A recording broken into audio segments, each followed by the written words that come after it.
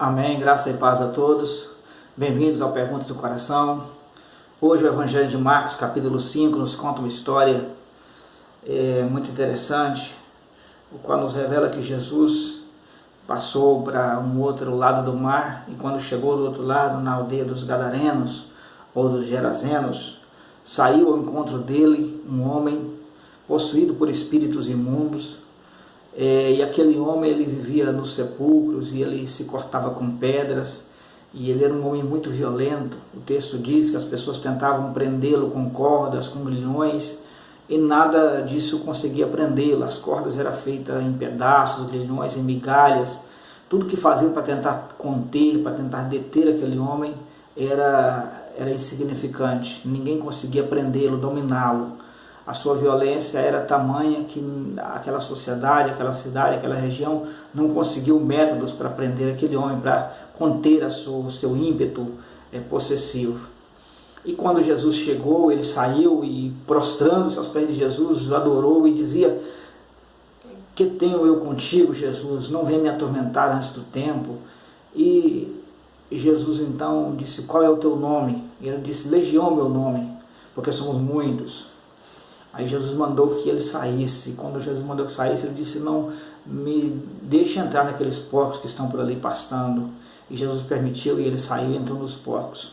Os porcos, por sua vez, possessos por aquele espírito imundo, se precipitou no mar e se afundaram, morreram todos. E era uma manada de aproximadamente 6.000 porcos, o texto nos revela. Bom, esse texto nos conta uma história bastante... Parece que fala de uma situação muito relacionada àquela sociedade, aquelas pessoas que viviam naquela região. Aquele homem parecia despertar nas pessoas muita atenção, né? Ele era um homem possesso por aquele espírito imundo, e as pessoas faziam cordas para tentar prendê-lo. Talvez tenha tornado aquele homem um espetáculo da região, né? Um homem estranho que vivia nos sepulcros, mas que também de alguma maneira despertava movimentos na sociedade, despertava alguma curiosidade pela sua força, pela sua capacidade de arrebentar grilhões, de arrebentar cordas. Porque se ele arrebentava a corda é porque as pessoas tentaram amarrá-lo muitas vezes. E se ele arrebentou grilhões é porque eles de alguma maneira tentaram prendê-lo com ferramentas que eram utilizadas na época. E tudo era feito por ele em pedaços. Então era de alguma maneira uma atração também daquela região. E Jesus chega ali, manda que aquele espírito vá embora, e acontece todo aquele reboliço, e aquele homem ficou liberto. Ele ficou totalmente tranquilo. Ele que era um homem violento, que vivia ali no meio dos sepulcros, se cortando com pedras, tentando se autodestruir, né? Aquele espírito levava a se autodestruir. Esta é uma situação em que grande parte das pessoas que são possessas por espíritos malignos tentam se autodestruir, e aquele homem vivia nessa situação da sua autodestruição, né? E não valorizar o seu próprio corpo, a sua própria vida, e tentar de alguma maneira acabar consigo mesmo. Essa é uma característica terrível da vida daquele homem. Mas então, quando ele é liberto, ele senta-se aos pés de Jesus tranquilamente, as pessoas ficam admiradas, e ele então queria seguir a Jesus. Ele propôs no seu coração que queria, a partir daquele dia, ser um discípulo, estar com Jesus na sua caminhada, nas suas pregações, onde quer que Jesus fosse, ele queria estar com ele. Mas Jesus disse: "Não, volta para a sua casa, vai para a sua família, para os teus, e fala para eles quão grandes coisas Deus fez por ti."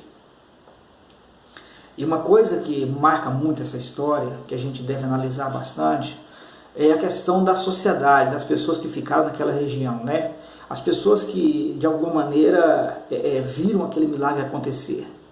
Eles saíram depois e pediram para Jesus sair das suas terras, que Jesus fosse embora.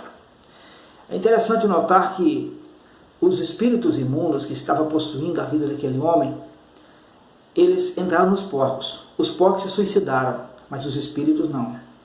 Os espíritos malignos que ocupavam a vida daquele homem voltou, e de alguma maneira dá a entender o texto que eles voltou para aquelas pessoas, porque aquelas pessoas tiveram uma atitude que era uma atitude demoníaca, de expulsar Jesus de suas vidas, expulsar Jesus de suas terras, expulsar Jesus da sua cidade.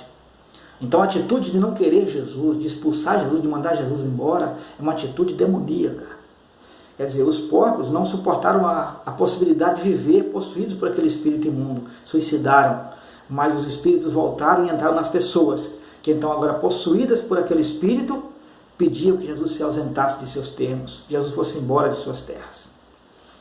É uma questão muito complicada, porque antes eles se divertiam com aquele homem. Eles de alguma maneira tinham aquele homem como um mimo, né? Como uma atração da sua sociedade.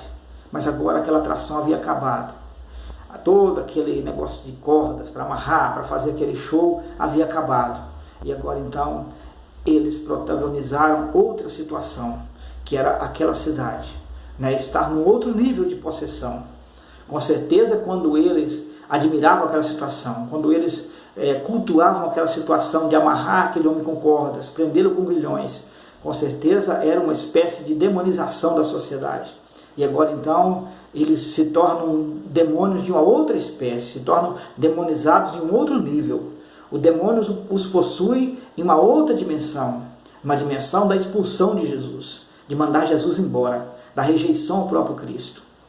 Há muitas pessoas que talvez não estão possessas em um nível da vida, né? Mas de repente estão possessas em outra situação, em um outro nível, em uma outra dimensão. O fato de alguém virar as costas para Jesus, o fato de alguém não querer Jesus, não amar Jesus, não verdadeiramente ouvir Jesus, não querer as bênçãos de Jesus, de querer mandar Jesus embora, é uma atitude demoníaca, em um estágio um pouco mais psicológico, um estado um pouco mais avançado, é um pouco mais sofisticado, né? Aquelas pessoas mandaram que Jesus fosse embora de suas terras.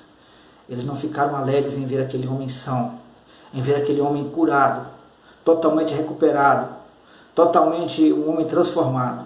Eles não ficaram nem um pouco satisfeitos, não ficaram nem um pouco entusiasmados com aquela situação.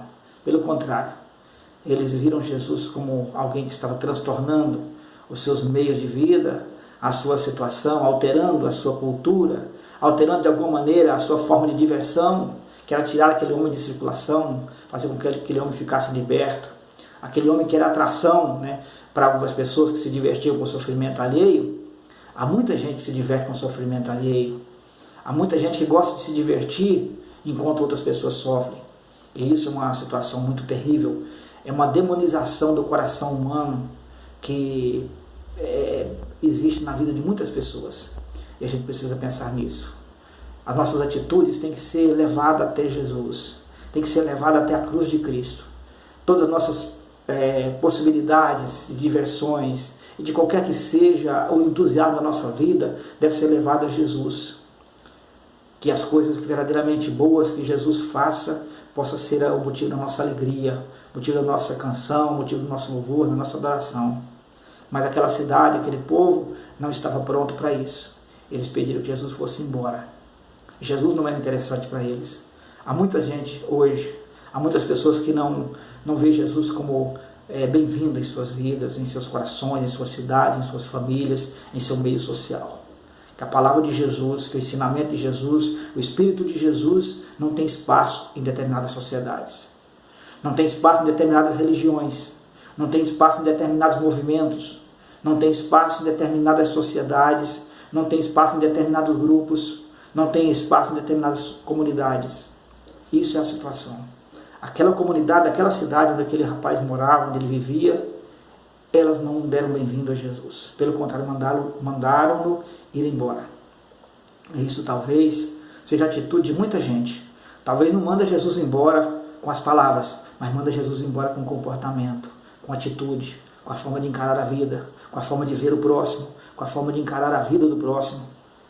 De alguma maneira acaba expulsando Jesus de suas cidades, expulsando Jesus de suas comunidades, expulsando Jesus de seus movimentos.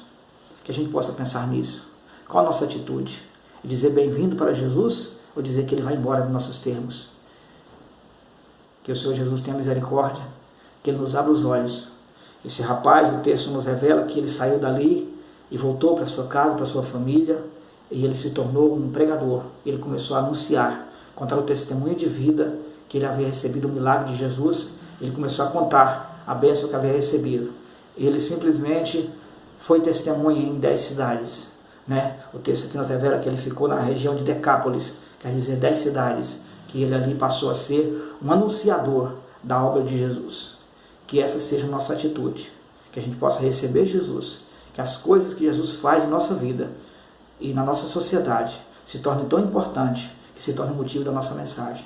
Que assim seja em nome de Jesus. Que a graça e a paz do Senhor Jesus seja abundante no teu coração. Amém.